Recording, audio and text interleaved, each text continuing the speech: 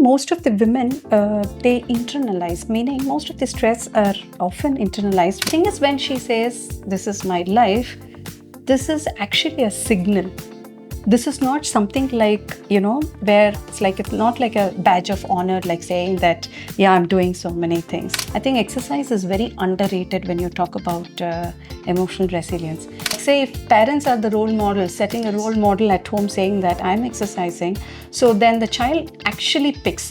Nutrition is part and parcel of our life, but the choices we make matters because that is the one which is going to decide our health.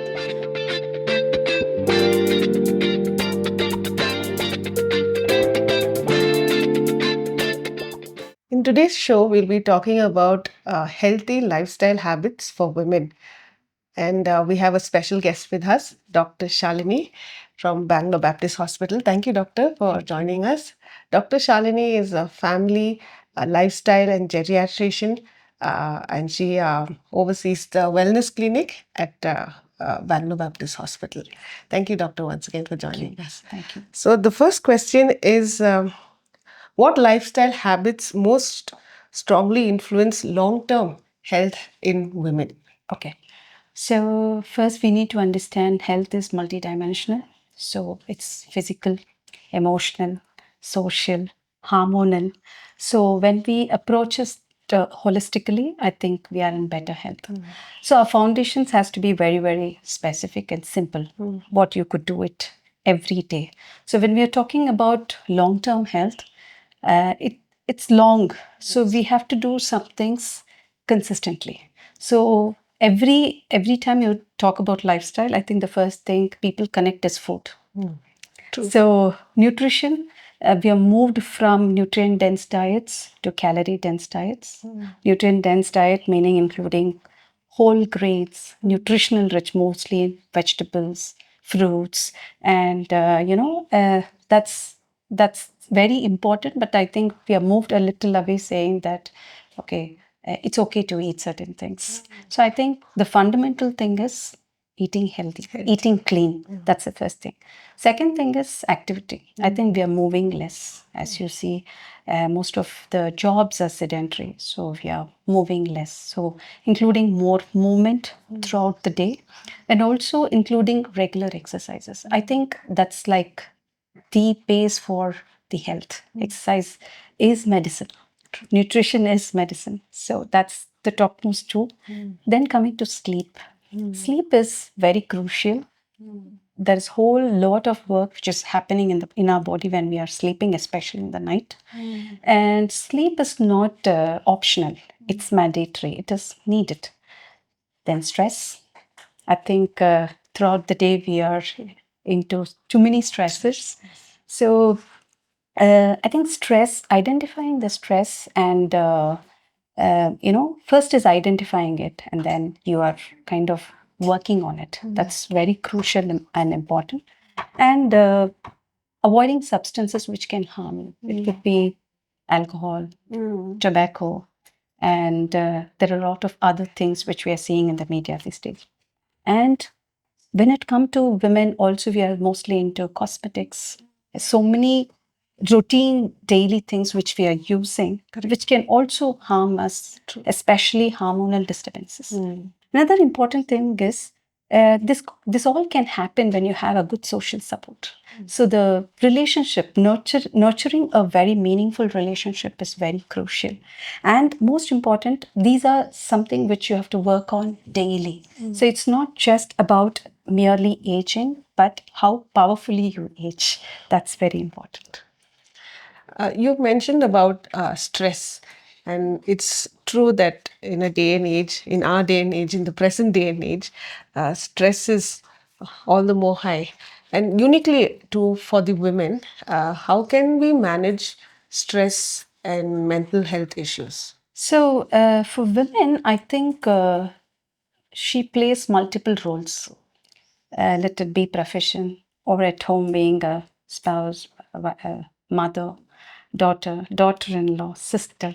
I think there are so many responsibilities. I think every responsibility comes in with lot of accountability. So over a period of time, without her knowledge, she's not understanding that maybe she's going through stress.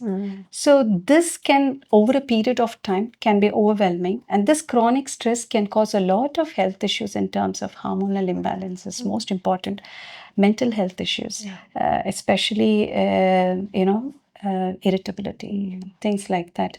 And I think most of the women, they internalize, meaning most of the stress are often internalized, wherein there will be a vague symptoms like, feeling tired, exhaustion, fatigue, not sleeping well, irritability. So I think that's where the whole problem lies.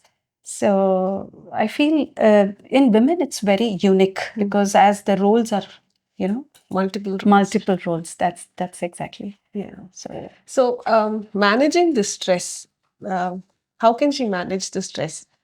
I think if you ask me, many women overlook it. Overlook it in the sense they kind of normalize it. Okay, yeah, this is my life. Or they push the other responsibilities forward and Yeah, so taking they care of put them their needs back. needs back, and then they kind of normalize it. Like, say, she might be going through some, persistent fatigue or, brain fog or loss of interest in doing things, which she used to be enjoying before because she's been pulled in various directions. I think she doesn't prioritize her needs and health first. So that's where the whole thing comes. So the thing is, when she says, "This is my life," this is actually a signal. This is not something like, where it's not like a badge of honor, like saying that, yeah, I'm doing so many things. So I think that is what it is. So I mean, first thing is, I think even caregiver burdens, like, that first thing I would say is removing that guilt. Your self, care is not selfish. It's responsible. It is important because what generally happens is when you put your things away from what you need to do, you don't delegate the time. You sort of feel that, okay, I will do it later, so you procrastinate, and then it comes and hits you when you have some health parameters going bad, or when that is when you realize it. But then again it starts with guilt. Oh, I didn't take care of myself. I think having that time for herself is very, very crucial. Maybe delegating the task even at home, as simple as delegating that task to family members, and setting boundaries, meaningful boundaries. Yes, this is all. And then beyond that, having certain realistic expectations. That's very crucial, if you ask me.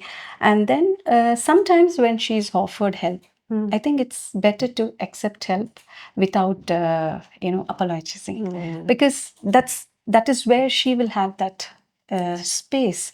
And don't you think that healthy caregiver is somebody who is healthy, so she can give better care? Yeah, so I think that is important and needed. Yes. Dr. Shalini, what strategies will help improve emotional resilience in women? Okay. So we need to understand resilience is not running away from the problem or running away from the stress. It's basically how you start adapting to it. That's first thing. Second thing is, I think emotional resilience is an important pillar in empowerment. When you talk about empowerment, emotional resilience is one of the important thing. Spending some time in terms of, again, talking about the nutrition, exercises plays a very crucial role. I think exercise is very underrated when you talk about emotional resilience. And second thing is having certain meaningful conversation with your loved ones and being very mindful. I think practicing gratitude journal, diaries and all. I think on a long way, you need to understand what is your purpose in life. What's your if you have a clear purpose, I think that forms a very strong anchor. When you face troubles, you're reminded of your purpose in life, and strengthening resilience, meaning when you know why you're doing it, I think you've understood how to go about. Yeah. So, my next question is about nutrition. So, what are the nutritional needs that women has to keep in mind? So, like I said, how a woman plays multiple roles. Yes. I think there are various transition in her lifetime also.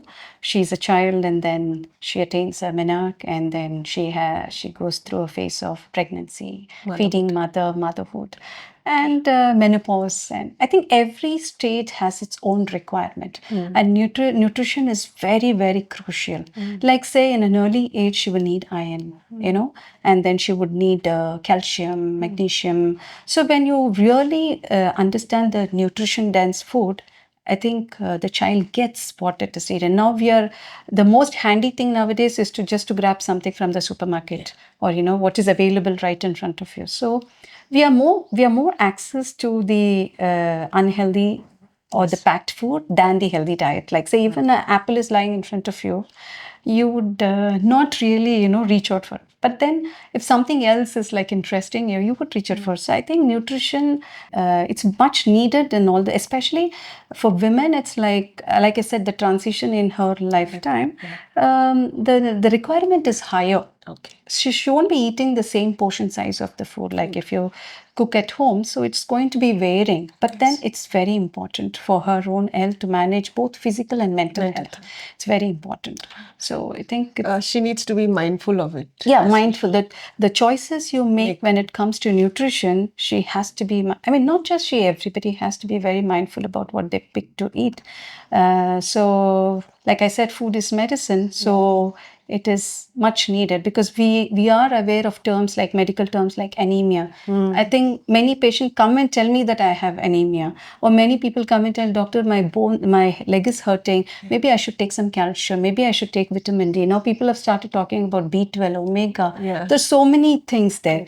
It's needed for, like say, if you talk about calcium, vitamin D, it's needed for bone. It's if you talk about folic acid, it's needed for her cycles. And then if you talk about omega, it's needed for heart. And she needs to know what is healthy fat. So I think nutrition is part and parcel of our life, but the choices we make matters, because that is the one which is going to decide our health. Yeah. So, Doctor, you spoke about physical activities. Uh, Nowadays, we're living in a sedentary lifestyle. Most of the time, we're sitting, and you've already mentioned that. So, in our day-to-day life, in our day-to-day activities, how can we incorporate physical activities? How can we be mindful of that? So one is start moving. Don't sit. That's the first step. The person is not used to moving. I think you should start moving. And yes, sedentary profile, I think going forward it's going to be even more sedentary. But then exercise is also very underrated for various treatments. I mean, when it comes to health. So starting from teenage to 20s, 30s, 40s, every age there is a need for exercise. I think exercise is also like throughout your life. So we all should understand, I think the phase where we are in 20s and 30s, that's the maximum bone weight you can gain. After that, it's going to resorb, meaning it's going to become thinner as we age. So if a child is up and about, tell me how many children like are out in the field playing, jumping, running, so these are the activities you'll have to kickstart. And then this part of the activity should be a family, even nutrition can be a family culture. Like say if parents are the role model, setting a role model at home saying that I'm exercising, so then the child actually picks. In fact, the studies also says that if the children are put into sports and activities, if they have that idea of what exercise can do to their body, I think in future, if they want to get into exercise, it becomes much easier, because they've already primed on sports and exercise in the beginning. And then over a period of time also, the child actually picks up activities like cycling and things like that. So we all see childhood obesity. I think children are very obese these days. So it starts from there. So I think physical activity is something non-negotiable. And coming to women particularly, I think nowadays there are a lot of awareness on exercise during pregnancy, exercise during post natal, that is post delivery.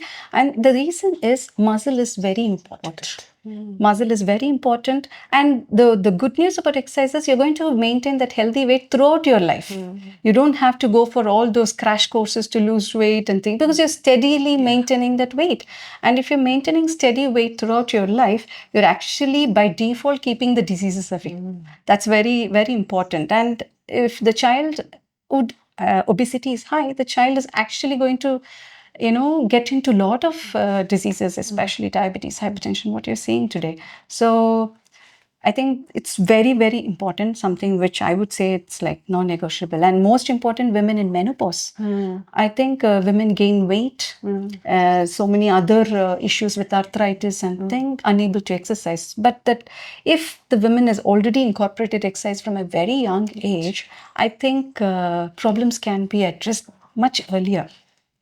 So an additional question just came to my mind. Will going to the gym help? Oh, that's very, very important. If you see our ancestors, there are various exercise activities they used to do, like in terms of pulling, pushing, lifting, carrying, things like that. Just look around you, like if today from morning, if you have observed, how many of these activities have actually you have done?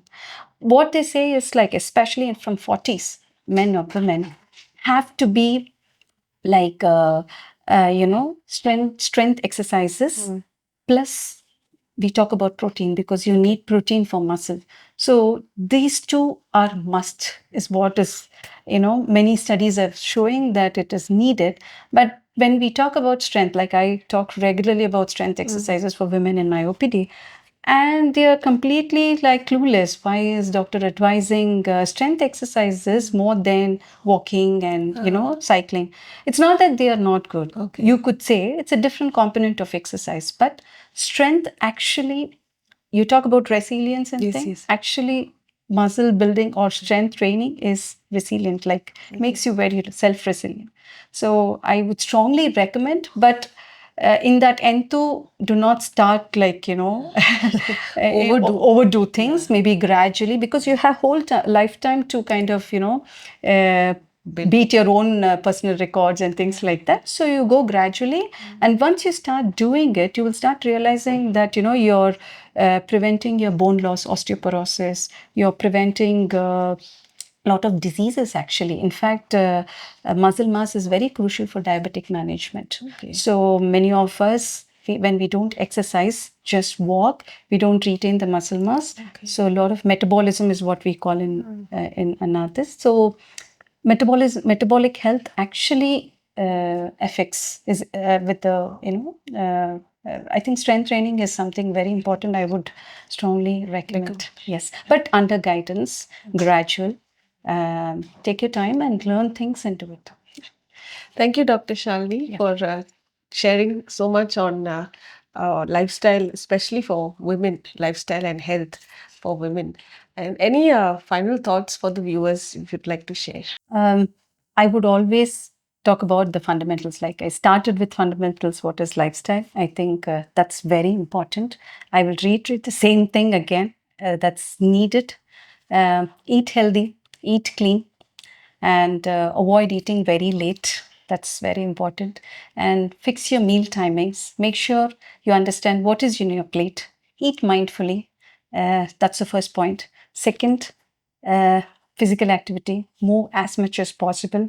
Like we were just discussing about strength exercises. Include different component of exercises. The other forms could be like flexibility, yoga, whatever you like to do. Don't pressurize yourself. But I think exercising regularly, all of us know the benefit, just that we have to be more regular in doing. Sleep, like I said, very crucial. About 7 to 8 hours in the night. When you sleep, consistent sleep pattern has a huge benefit in terms of health parameters. So do not compromise. Avoiding substances, like I was saying, I think we have seen quite a lot of tobaccos and alcohol consumption. I'm trying to tell this again and again because I think the incidents have increased these days now, because we socialize either on alcohol or diet, or like socialize over food. So I think that's very much important. Talking about, again, substances exposure, especially our environment, a lot of, we talk about a lot of parabens, especially plastics and things like that. This can affect our health. So be mindful about your choices you make. Social connectedness, I think women heal women. Protect your mental health. Having a purpose in life makes a huge difference. And I think make every day count in terms of happy living, healthy living. That takes you, keeps you in good health. Thank you, Dr. Shalini. Thank you so much. Thank you. Thank you so much.